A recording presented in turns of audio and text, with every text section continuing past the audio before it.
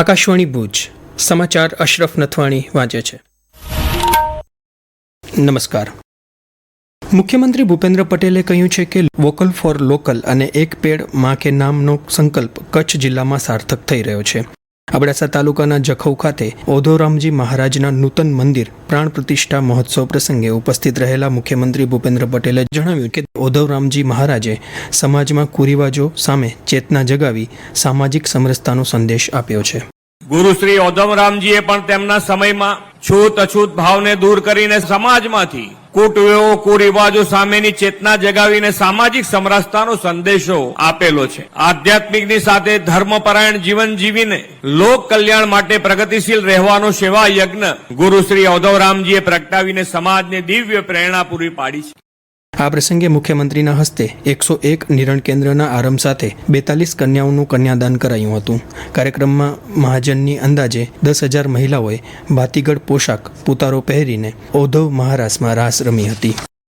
કચ્છમાં માનવ વસાહત રહિત કુલ 21 ટાપુઓ કે ખડક આવેલા છે. કચ્છ જિલ્લો દેશની પશ્ચિમમાં આંતરરાષ્ટ્રીય દરિયાઈ સીમાએ આવેલ અતિ સંવેદનશીલ જિલ્લો છે, ત્યારે રાષ્ટ્રીય સલામતી અને જાહેર વ્યવસ્થાને ધ્યાને લઈ તેમજ દેશદ્રોહી પ્રવૃત્તિને રોકવા આ દરિયાઈ ટાપુઓ પરના પ્રવેશ પર પ્રતિબંધાત્મક આદેશો ફરમાવતું જાહેરનામું અગાઉ બહાર પાડવામાં આવ્યું હતું. આ જાહેરનામાની મુદત પૂર્ણ થતાં પુનઃ જાહેરનામું બહાર પાડવામાં આવ્યું છે. જિલ્લા મેજિસ્ટ્રેટ આનંદ પટેલ દ્વારા ભારતીય નાગરિક સુરક્ષા સંહિતા 2023ની કલમ 163 અન્વયે શેખરણ પીર, ઓગતરા, લુણા બેટ, ખદરાઈ પીર ટાપુ, સૈયદ સુલેમાન પીર ટાપુ, ચભડિયો ટાપુ, લૂણ ટાપુ, ગોધરાઈ ટાપુ, મોટા પીર, હેમતલ, હાજી ઇબ્રાહીમ, ખાનણા બેટ, ગોપી બેટ, સતોરી બેટ, બકલ બેટ, સાવલા પીર, સુગર બેટ, પીર સનાઈ, બોયા બેટ, સેથવારા બેટ, સતસેડા ટાપુ સહિત કુલ 21 ટાપુઓ પર પ્રવેશ કરવા પર પ્રતિબંધ ફરમાવવામાં આવ્યો છે. આ જાહેરનામું આગામી 26 જૂન સુધી અમલમાં રહેશે. ભુજ વિમાની મથકેથી વિમાની સેવાનો વ્યાપ વિસ્તરતા પ્રવાસીઓના આવાગમનમાં નોંધપાત્ર વધારો જોવા મળ્યો છે.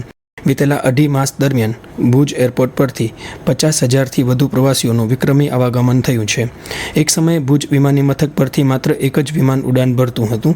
જોકે છેલ્લા કેટલાક વર્ષો દરમિયાન ભુજથી મુંબઈ ઉપરાંત અમદાવાદ, બેલગામ અને 2.5 માસ પૂર્વે રાષ્ટ્રીય રાજધાની નવી દિલ્હીને જોડતી ફ્લાઇટ મળી છે. મુંબઈ અને દિલ્હીને જોડતી વિમાની સેવા શરૂ થતાં ભુજથી જ દેશના અન્ય વિસ્તારોની સાથે આંતરરાષ્ટ્રીય ફ્લાઇટનું પણ જોડાણ વધ્યું છે. ગત ફેબ્રુઆરી માસથી દિલ્હીને જોડતી વિમાની સેવા મળ્યા બાદ ભુજ એરપોર્ટ પરથી મુસાફરોની સંખ્યા અગાઉ કરતાં બમણી થઈ ગઈ છે. ફેબ્રુઆરીમાં 20,000, માર્ચમાં 22,000 અને એપ્રિલના પ્રથમ પખવાડિયામાં 10,000 મળી આ ગાળામાં 52,000 જેટલા પ્રવાસી નોંધાયા હોવાનું એરપોર્ટ ઓથોરિટી દ્વારા જણાવાયું છે. આરોગ્ય અને પરિવાર કલ્યાણ વિભાગ દ્વારા વિશ્વ રસીકરણ સપ્તાહની ઉજવણીના ભાગરૂપે વિવિધ કાર્યક્રમોનું આયોજન કરવામાં આવી રહ્યું છે, જે અંતર્ગત બાળકોને 11 ગંભીર બીમારીઓથી રક્ષણ આપવા માટે અગત્યની રસીઓ આપવામાં આવી રહી છે, તેમજ સગર્ભા માતાઓને રસીકરણની ઝુંબેશ પણ હાથ ધરાઈ છે. મુખ્ય જિલ્લા આરોગ્ય અધિકારી ડોક્ટર મુકેશ ભંડેરીએ આ અંગે આકાશવાણી સાથે વાતચીત કરી હતી. અત્યારે જે વિશ્વ રસીકરણ સપ્તાહ ચાલી રહ્યું છે તેમાં કચ્છ જિલ્લામાં કુલ 1400 જેટલા બાળકોને આવરી લેવાના થાય છે, જે અલગ અલગ વિસ્તારના છે. આ આવરી લેવા માટે અમે 341 જેટલા સેશનનો પ્લાન કરેલું છે. આ સેશન અમે ટીકા એક્સપ્રેસ મારફતે, મોબાઈલ હેલ્થ સેશન મારફતે, કિલકિલાટ મારફતે એમના વિસ્તારમાં જઈ, વાડીઓમાં જઈ અને આ બાળકોને અમે આવરી લેનાર છીએ. અત્યાર સુધીમાં 200 જેટલા અમે સેશન પ્લાન કરેલા છે, જેમાં 800 થી 28 બાળકોને અમે આવરી લીધેલા છે અને આગામી બુધવારમાં બાકીના બાળકોને પણ અમે આવરી લેશું. આ જે સપ્તાહ દરમિયાન તમામ વાલીઓને મારો નમ્ર અનુરોધ છે કે પોતપોતાના બાળકોના રસીકરણ સ્ટેટસને તપાસી લે. જો એમાં કોઈ પણ રસી 0 થી 1 વર્ષ કે 1 થી 2 વર્ષ દરમિયાનની બાકી હોય તો નજીકના આરોગ્ય કેન્દ્રમાં જઈ અચૂક આ રસી અપાવી દે. રણકાંધીએ સોદરાણાના શહેનશાહ હાજીપીર વલીનો 3 દિવસીય મેળો શાંતિપૂર્ણ રીતે સંપન્ન થયો હતો. મેળાના સમાપન દિવસે ગઈકાલે અંદાજે 1.5 લાખ જેટલા શ્રદ્ધાળુઓ ઉમટ્યા હોવાની માહિતી પ્રાપ્ત થઈ હતી. કોમી એકતાના પ્રતીક સમા આ મેળામાં કચ્છ અને કચ્છ બહારના હિન્દુ મુસ્લિમ શ્રદ્ધાળુઓની ભીડ જોવા મળી હતી. એસટી દ્વારા 4 દિવસ દરમિયાન 70 વધારાની બસ દોડાવી 324 ટ્રીપ કરવામાં આવી હતી. જિલ્લામાં આજે પરશુરામ જયંતિની ઉજવણી કરવામાં આવી રહી છે. ભુજમાં બ્રહ્મ સમાજ દ્વારા પૂજન અને અન્ય ધાર્મિક કાર્યક્રમો યોજાયા હતા. બપોર પછી શોભાયાત્રાનું આયોજન કરાયું હતું. ભુજ ઉપરાંત માધાપર, માંડવી વગેરે સ્થળે વિવિધ કાર્યક્રમો સાથે પરશુરામ જયંતિની ઉજવણી કરવામાં આવી હતી.